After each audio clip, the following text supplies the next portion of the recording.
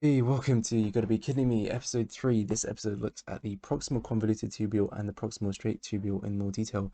Hopefully this is going to tell you everything you need to know about these two guys and summarize it all. When I get time, I'm going to make nice notes for these as well, so don't worry about taking notes if that's not your thing. Now, pre-warning, this is going to be a little bit long because the aim is to give you a big picture view of everything that you need to know about these two.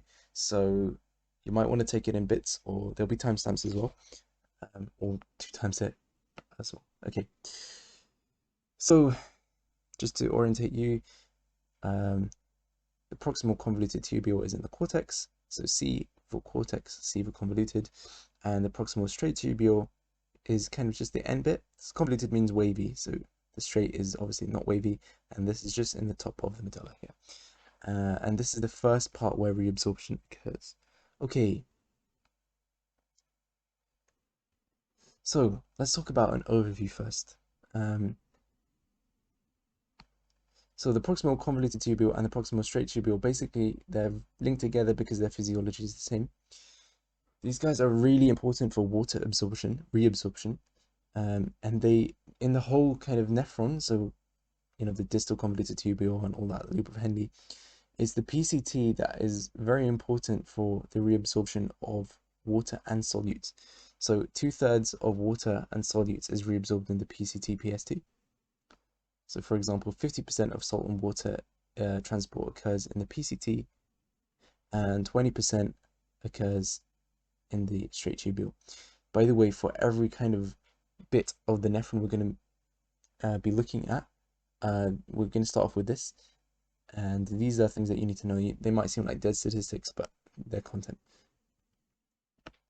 Okay, water is also absorbed via the paracellular shunt. What does that mean?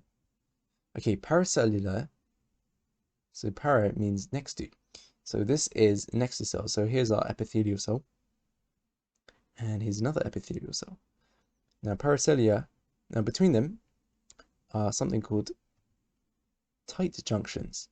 What are they? Tight junctions are basically between your cells, you have little proteins called claudins and other such proteins that hold your cells together. So these are holding these cells together, and these claudins can actually allow certain molecules to pass through them. So they're very, very selective, these claudins. And because it's paracellular, it means next to, so it's not going through the cell, which would be transcellular. It's going next to the cell, adjacent to two cells. So in the PCT-PST, the water can also be absorbed via paracellular shunts, which we'll see later. And also, potassium, this is quite kind of important.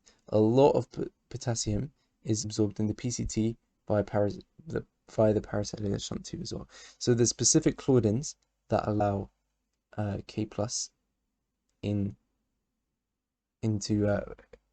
to be absorbed. Okay, sorry, I speak really slowly, but okay, bear with me. And water, okay, so water, K+, and as we'll see later on, chlorine as well. Okay, let's talk about as well the fluid entering the proximal convoluted tubule. It's isotonic. What does that mean? It's isotonic to the blood, so 290 milliosmol. So we've just filtered all the blood through the Bowman's capsule and through the glomerulus and all that. And now we're saying, even after filtering it, it's still the same osmolality. If you understand this, like, feel free to skip to the next timestamp, but if not, I'll explain why. So what does this even mean? I didn't understand this. So, okay, so we have our plasma. And in our plasma, we have lots of different things. So obviously we have water is a big constituent. Now remember, plasma is all your stuff that isn't red blood cells, basically.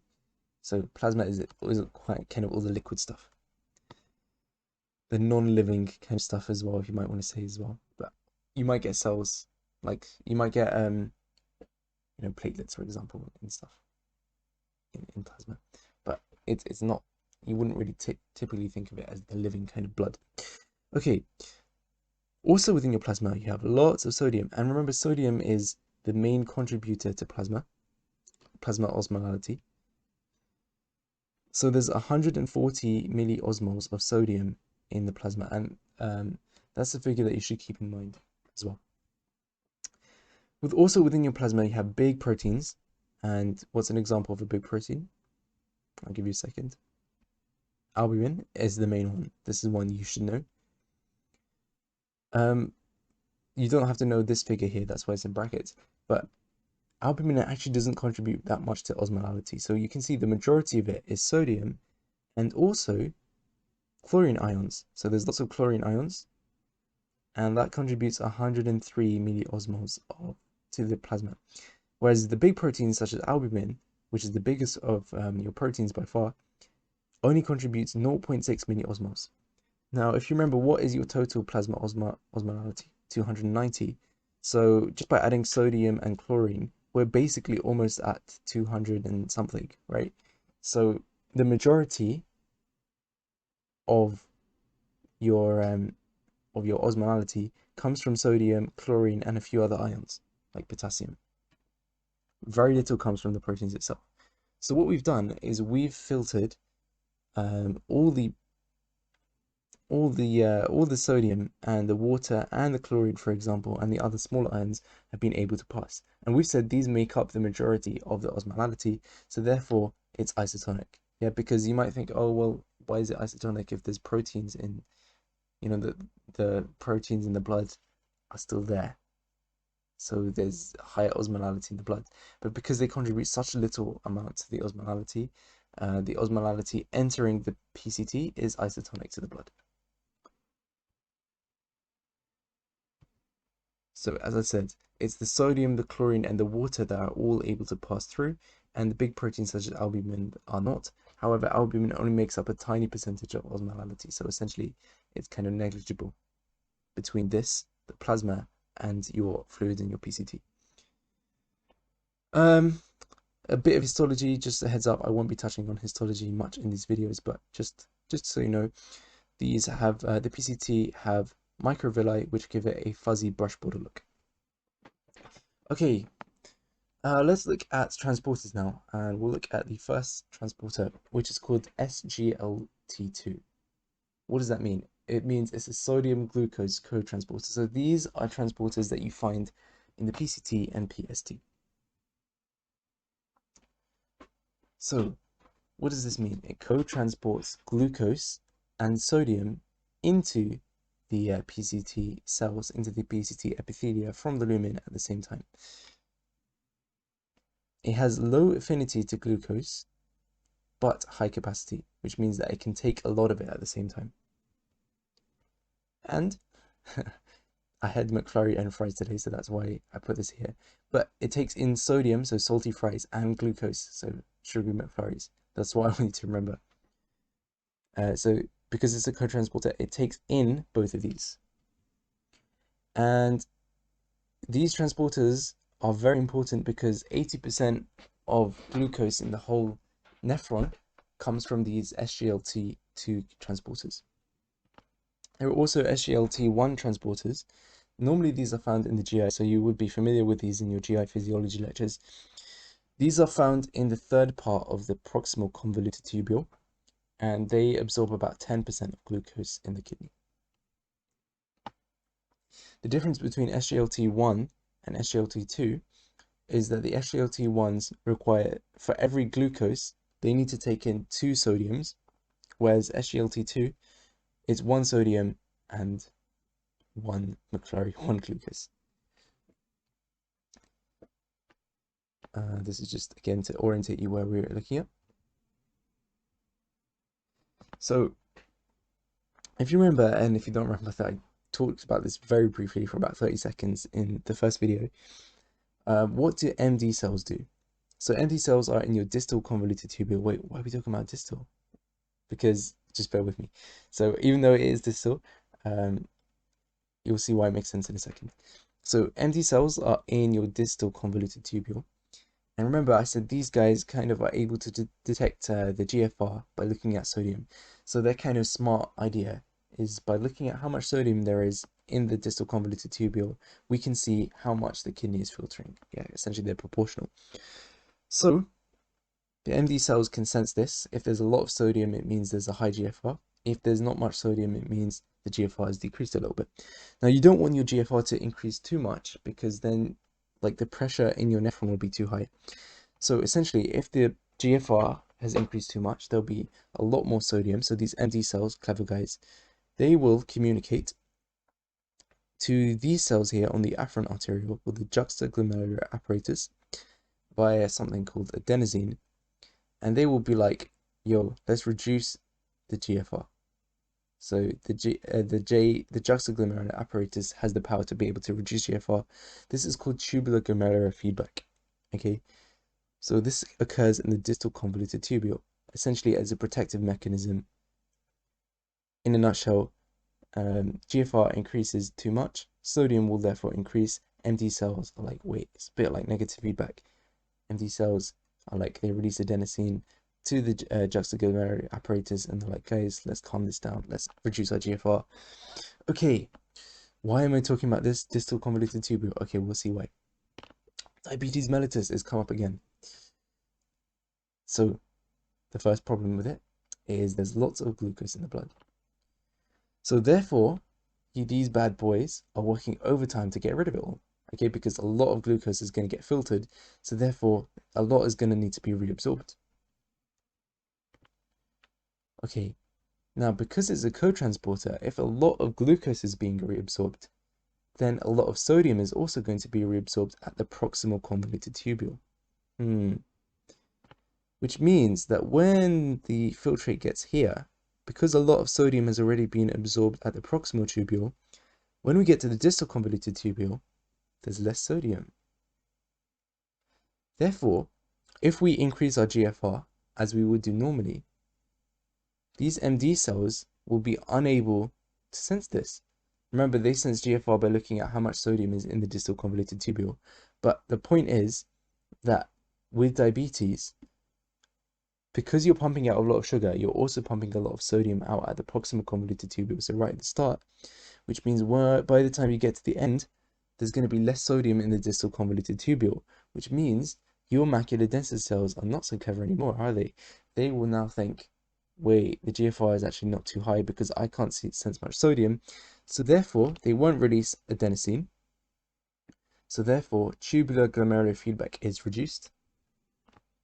None of this is for fun, by the way. This is a disease you need to know.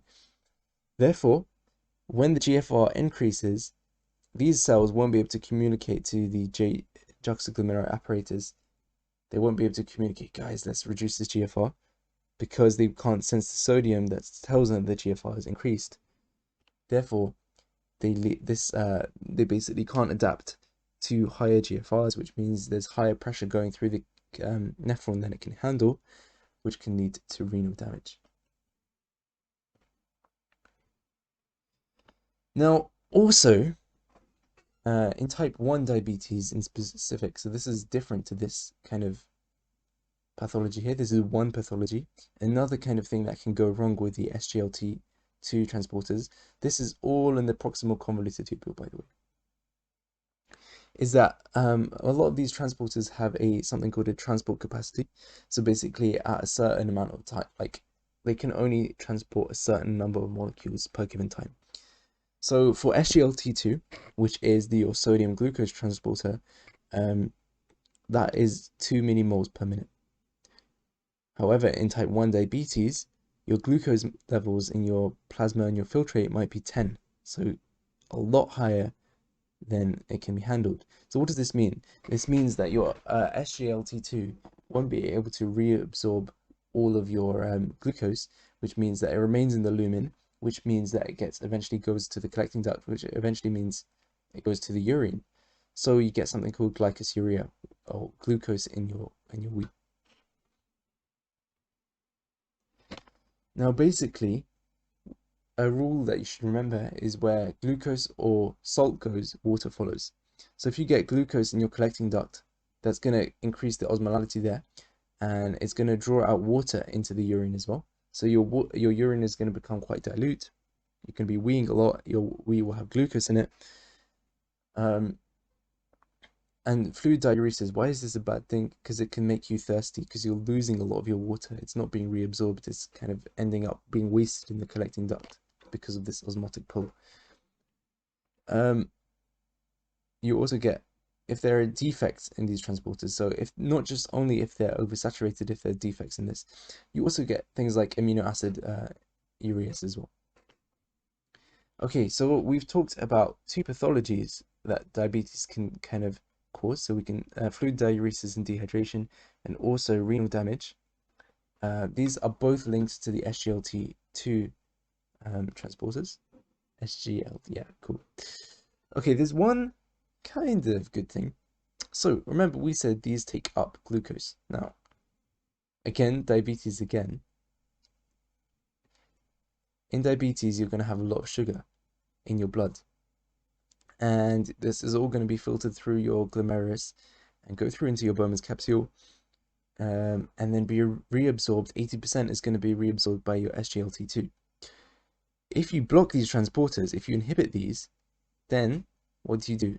You're stopping the glucose being reabsorbed from the lumen back into the blood. So these guys take the glucose and they eat it up, they gobble it up, and they dump it back in the blood. If you inhibit this transporter, you reduce blood sugars because more of your blood is going into your urine. So it's kind of this effect here. And the effect of this here, basically pharmacologically, is that you're reducing the amount of glucose. So potentially SGLT2 could be used as well as a therapeutic. So there's two bad things and there's one kind of maybe therapeutic advantage. If you inhibit it, then you can inhibit glucose uptake, lowering blood sugar levels. Okay. Right, so we've talked about one of our transporters, and unfortunately there's a few more. So if you want to have a break, definitely. But I want to go over the whole of the PCT and PST in one video. Okay, so we have two sides. We have our lumen, and the lumen is the stuff that has come from the glomerulus, is now in the Bowman's capsule, come from the Bowman's capsule, and now in the PCT and PST. So this is the stuff that needs to be filtered, needs to be returned. And on this side, which is called the basolateral membrane, so this is the luminal membrane, this is called the antiluminal or basolateral membrane. We have peritubular capillaries, and this is basically in the interstitial space. So on this side, this is where stuff is reabsorbed, and this is where stuff is kind of waiting to be reabsorbed. Okay, we're going to be going through all of the channels of the PCT and PST. Our first one, what were we just talking about for the last probably like 10 minutes? Okay, if you can't remember, I haven't done a good job, so sorry. Okay, your SGLT2 co-transporter, this takes in glucose and sodium. Okay, remember it's your McFlurry and your fries. You might think, oh, why haven't I chosen sweet and salty? Literally, I had these this morning. So, yeah. Okay, so that's your SGLT2. It co-transports both of these from the lumen and it takes them up to be reabsorbed. And very briefly, what were the problems? So, in type 1 diabetes, it can be oversaturated. This can lead to fluid diuresis because it pulls out your water, basically leaving you dehydrated. Another problem, again with diabetes, was that reduced tubular glomerular feedback, because it takes out all the sodium, leaving your distal convoluted tubule kind of lonely of sodium. Therefore, it can't sense GFR, therefore leading to renal damage. But one good thing is that this transporter here may be a drug target to inhibit, as it can lower blood sugar levels. Okay, so what are the other oh yeah, okay, so we've taken glucose in, and now this is your epithelial cell. Glucose has come in from your lumen. What do? We don't want to store it in the cell forever, so we want to get rid of it as well. So as glucose moves in, we want to kind of let it come out, and this happens through facilitated diffusion through your GLUT2 channels. You've heard of these before in GI physiology. So GLUT2 are on the basolateral membrane. My vague color scheme is orange is luminal membrane, purple is basolateral membrane. So the one that, that's next to the capillaries. So your co-transporter here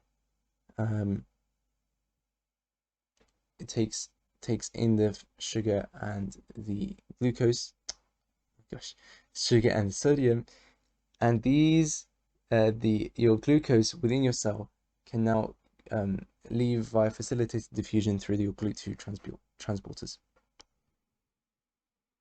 Okay, also on this membrane, so now we've got rid of our glucose. What about our sodium? Well, we also have a co-transporter on this side, but it's a antiporter.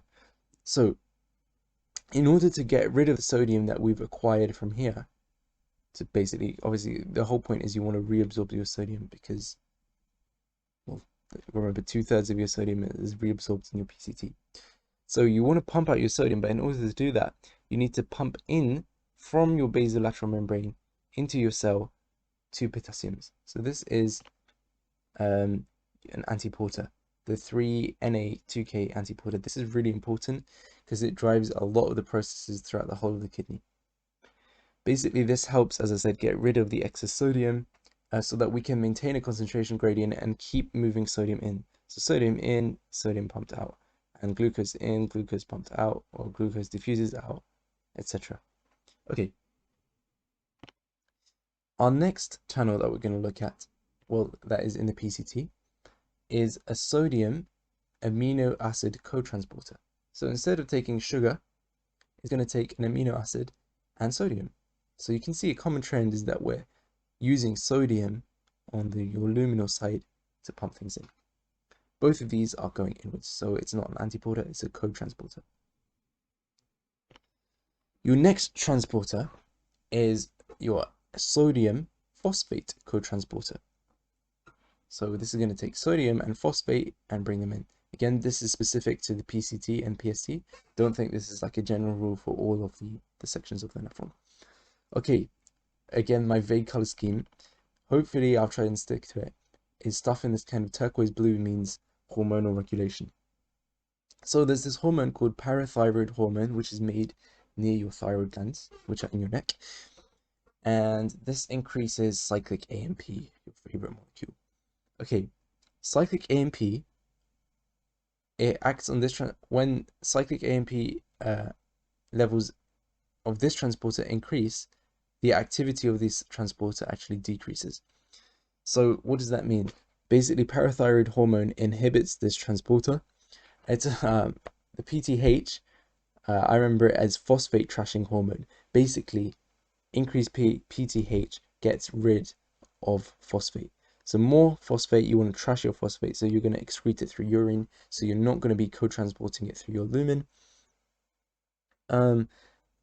Also, PTH has another action which will go on later on, but just to kind of, just so it's in your mind, PTH leads to increased calcium absorption in the distal convoluted tubule. But for now, for here, what you need to know is that there's normally a phosphate and sodium co-transporter which acts on the PCT, and this is inhibited by PTH, phosphate trashing hormone. Okay, so as PTH rises, this molecule, this transporter will not be working as much. Okay, and you can kind of see my color scheme here. When I've gone gray and red, it's an antiporter. Okay, this gets a bit techy and a bit complicated, so I'm sorry. But trust me, it's not too bad. So far we've got a sodium glucose transporter, McFlurry and Fries. You've got your sodium amino acid co-transporter, and you've got your sodium phosphate co-transporter. On your other side, you have your sodium potassium antiporter, which is kind of helping you maintain your sodium concentration gradient. Okay, your next biggie that you have on your PCT is your proton antiporter. Okay, this pumps protons into the lumen. So this is the only thing that pumps into the lumen in the PCT. Everything else is being absorbed, but the protons are being pumped into the lumen. It also generates something called bicarbonate, HCO3-, and this is pumped to the basolateral side. Don't worry, we have a diagram.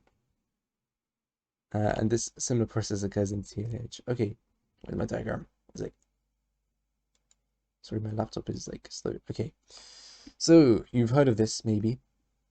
There's an enzyme called cytosolic because it's in the cytosol of your epithelial cells, of your PCT, carbonic anhydrase.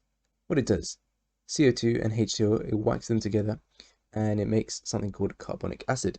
Now, obviously, as you know from chemistry, acids dissociate. So this carbonic acid made by this carbonic anhydrase enzyme is gonna dissociate into H plus and HCO3 minus. By the way, this diagram is just explaining what these words mean if you're more of a visual learner. Okay. So this is your NHE3 antiporter. What does that mean? It's just a fancy name for saying Na proton antiporter, but you need to know the specific name of this thing. It's called NHE3. So what it does is it pumps Na. Okay, how do you remember that? Well, that's the common theme with all your luminal stuff. They're all pumping Na. So Na is still going inwards, but in exchange, it's going to pump this proton out. So this proton that is dissociated from carbonic acid will be pumped out. As it pumps a proton out, there's a channel on the basolateral membrane, a bicarbonate channel, which is called the NaHCO3 minus cotransporter. What does that do? HCO3 minus and Na, as it comes in, is going to co-transport them together. So then you get HCO3 minus deposited on your interstitial membrane. So therefore, basically, what this does, this whole point of this NHE3 thing, is we're putting H plus into our lumen, which means into our urine. So we're excreting H plus, and we're regaining bicarbonate. Okay, so we're making our urine, our wee, acidic, and we're making our blood alkaline. So therefore, you can see that this NHE3 transporter is really important for the acid-base kind of balance of plasma. So there's a couple of important transporters at the PCT. Okay, so it's going to get a little bit more complicated now, but we'll summarize it as well. A bit of a side note on how H plus, how protons are excreted in the proximal convoluted tubule. Okay, so this is nothing new here. We've got cytosolic carbonic anhydrase, and it pumps out H plus in exchange for HCO3 on the basolateral membrane. And that occurs through your basolateral sodium bicarbonate cotransporter. Okay, and remember we said that this NHE3 is therefore important in allowing the acid-base kind of balance of plasma to occur, especially because of this, and you balance, you put alkaline into the blood. Okay, so this H plus can leave in two ways. The first one is that these H pluses can combine with HPO4 2 minus, which is an ion, and these two can get married, and then it can form something called acid phosphate, which can be excreted through the urine. So remember, this H plus is in the lumen, and it can be excreted in two ways. So our first way is forming acid phosphate by combining it with HPO4 2 minus and then getting H2, because you now have two hydrogens, PO4. Method 2 is via ammonia excretion. So this is again how we basically urinate our acid. So our proximal convoluted tubule has an enzyme which converts glutamine, the amino acid, into something called alpha ketoglutarate, and you can abbreviate it like that. And it also forms NH3, ammonia. So NH3 is going to diffuse into the lumen as well, and it's going to react with this H plus here, and then form NH4, which is your ammonium ion. This NH4 can then be excreted. However, basically your hydrogen here is now trapped. So because your hydrogen is trapped, remember, if you remember acid-base's equilibrium, because this hydrogen is kind of immobilized, you're going to form more hydrogen. Okay, more hydrogen is going to be released to kind of bring back that dynamic equilibrium. So because you've trapped the hydrogen as NH4, you get another hydrogen, so more hydrogen is produced. And therefore, this way you make more HCO3, so more bicarbonate. Okay, so that's two ways. It's hopefully it's not too difficult, but essentially there's an addendum. There's two ways you need to know that hydrogen can leave the proximal that hydrogen ions can leave the urine, and both of these occur in the proximal convoluted tubule. Okay, very briefly, neither of these two things happen as much in vegans. So the vegan diet is quite alkaline for some reason. Okay, therefore you don't want to excrete acid in the kidney. Why? You don't want your urine to be acidic, because then you're generating more HCO3 minus on your basolateral side, right? And then that would mean your blood becomes even more alkaline. So if you're having alkaline food already and your blood is alkaline, you don't want your blood to become even more alkaline. So basically these processes don't happen as much in vegans. So vegans don't have as much acidic urine, so they're not going to have as much acid phosphate or ammonium. Okay, again, just kind of to wrap up this whole acid thing. If the NHE3 sodium proton antiporter is not working, then you're unable to excrete acid, as we said, and you're also unable to generate bicarbonate. So this can cause metabolic acidosis. Why? Because you're holding onto your acid, because you won't be able to pump out your H pluses to be urinated, basically, in your PCT. So this is called metabolic acidosis, and it's bad because metabolic acidosis, to compensate, it can lead to like hyperventilation, for example. And because it occurs in the tubules, it's called renal tubular acidosis. So in red here, red is kind of anytime there's a disease, when you see it in a red box, that should stick out to you as a disease. Okay, that you need to know about. Okay, so we said here, basically, as a summary of all of that, is that H plus is excreted either as acid phosphate or NH4. Also on this side, on the basolateral side, you have a K plus channel. That lets K plus move outwards. Okay, this is your key rule that I mentioned before, that in the kidney, this is very important. Where the salt or the glucose goes, water wants to follow because of osmosis, right? So this is called diuresis. Water follows, so you have where there's salt in your collecting duct, for example, water will follow. That's diuresis. And the way I remember it is basically dilute urine. Okay, so that's all it is. It's basically water moving into your urine is called diuresis. And that water is following the salt or the glucose.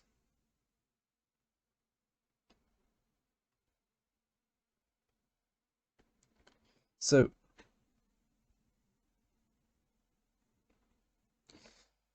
we've now had a few different sodium channels. We've had our SGLT2, you've had your amino acid cotransporter, you've had your phosphate and sodium cotransporter, and you've had your proton antiporter as well with your sodium. Okay, all of these things, even your antiporter for your protons, are all pumping sodium into your cell. And what was the rule we said? Where water moves, salt, other way around. Where salt moves, water is going to move. So through a few different sodium channels, we now have lots of salt within the epithelium, the epithelial cells. So water is going to follow it, right? Where the salt is, water follows. So how does water follow? It follows through these permanent channels called aquaporin 1s, AQP1s.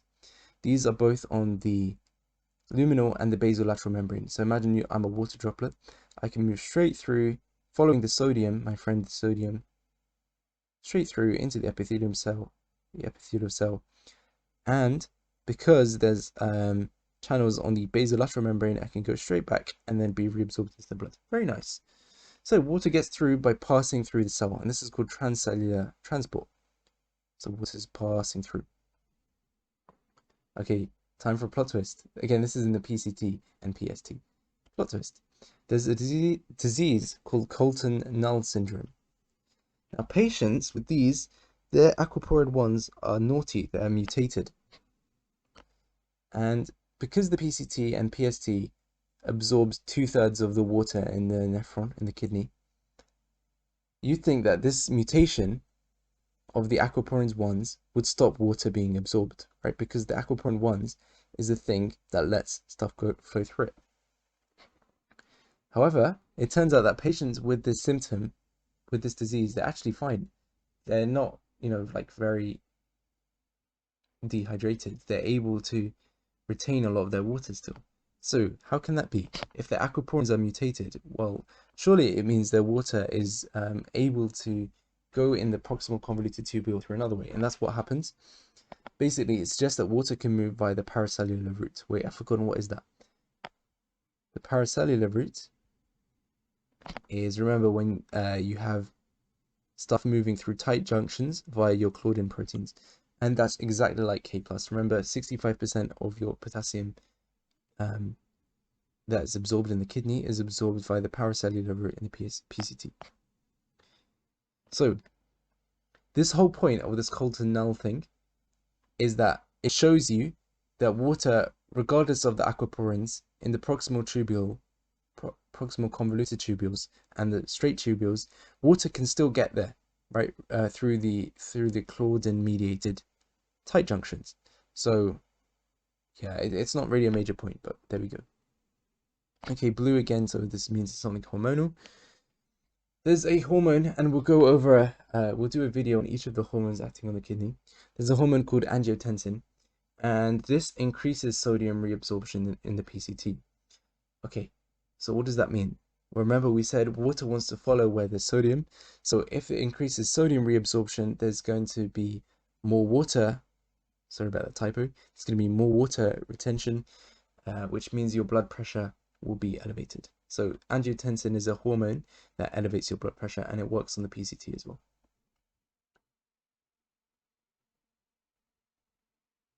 Okay. 4 transporters here. We've got sodium glucose co-transporter, we've got our amino acid sodium co-transporter, we've got our sodium phosphate co-transporter, and we've got our sodium proton antiporter. These are all bringing sodium into the cell of the proximal convoluted tubule. However, because they're so varied, we've got 4 different cells bringing sodium in one kind of section. It means that the PCT and the PST is an area that's hard to target with a diuretic. What is a diuretic? A diuretic is a drug that causes you to wee more. Remember that diuresis means dilute urine, so water going into the urine. So normally you can target something. Say there was just one channel, you might be able to block it, for example, or increase it to increase diuresis. So if you were able to block a channel, right, then you would stop sodium absorption. Therefore, you'd have more sodium in the lumen. Therefore, you'd have less water flowing back into the into your capillaries. Therefore, you have more watery urine. Okay, but because there's quite a few different ones in this small space, the PCT is hard to target with a diuretic. However, there's a drug called acetazolamide. We're almost done. I'm sorry, this is taking ages. There's a drug called acetazolamide, which does inhibit NHE3. So NHE3 is your proton transporter. So that is going to be inhibited by your drug called acetazolamide. Now remember, this whole thing is about dumping hydrogen into your urine. So acetazolamide is going to mean that your urine is less acidic. So by blocking it with acetazolamide, we have the inverse basically of NHE3 happens. Instead of excreting more H+, we have more H+ in our blood. And this is the key point. Basically, acetazolamide leads to more HCO3- in urine. You don't really need to know why, but essentially it does the inverse of NHE3. It inhibits it and does the inverse. So basically, we now get dumping of HCO3 into our urine instead of H+. So our urine becomes alkaline and our blood becomes acidic because we're holding on to blood. Why would you want to do this? So, say you're a mountaineer at high altitude. People at high altitude need to breathe more. Why? Because there's less oxygen. So by breathing more at a faster rate, you can take in more oxygen. This is hyperventilation. Now, as you're hyperventilating, you're blowing off carbon dioxide, and carbon dioxide is acidic. So normally, hyperventilation causes loss of acid, right? Which means your blood becomes alkalotic. Okay? So this is not a good thing if you want to hyperventilate. Because if you're hyperventilating on purpose because you want more oxygen, you don't want your blood to become alkalotic. Instead, by taking acetazolamide on a mountain, remember acetazolamide, it whacks HCO3 minus, it whacks bicarbonate into your urine. So your urine becomes alkaline and it holds on to the H plus in your blood. So it actually counters the effect of this alkalosis. Basically, acetazolamide gets rid of the bicarbonate. Bicarbonate makes your blood alkaline. Essentially, acetazolamide means your blood doesn't become alkaline, which means that you're able to hyperventilate, yet not have the symptoms of alkalosis. So basically, if you're a mountaineer, you could take acetazolamide, which acts by inhibiting the NHE3 on the PCT and the PST, so that you can breathe more, basically. Okay. As I said, there's lots of sodium absorption in the PCT. There's 4 different types of things that absorb sodium. And remember, this is your antiporter as well, so H plus is being pumped out. So, because there's lots of sodium, remember, sodium, the other constituent of our plasma was chlorine. So because sodium is being pumped, we now have a lot of chlorine that is being filtered but hasn't been pumped through. So that there's no, I don't see a chlorine transporter here. What this means is on the luminal side, you have a buildup of chlorine. Remember, this was about like over 100 milliosmoles of your filtrate was from chlorine. Therefore, you have a buildup of negative charge on your lumen because of all this chlorine that's not going anywhere. So what it does, your lumen doesn't like this negative charge. So what it does, this drives chlorine to be reabsorbed by the paracellular route. Wait, what's that? That's the one where the cells are next to each other via tight junctions. So your PCT wants to get rid of this buildup of negative charge, so it will drive them through the paracellular route. And remember that via claudins, the paracellular route is very selective. Also remember, potassium also comes via the paracellular route in the proximal convoluted tubule. So overall, from the paracellular route, we've got water, chlorine, and K+. So paracellular has tight junctions via claudin.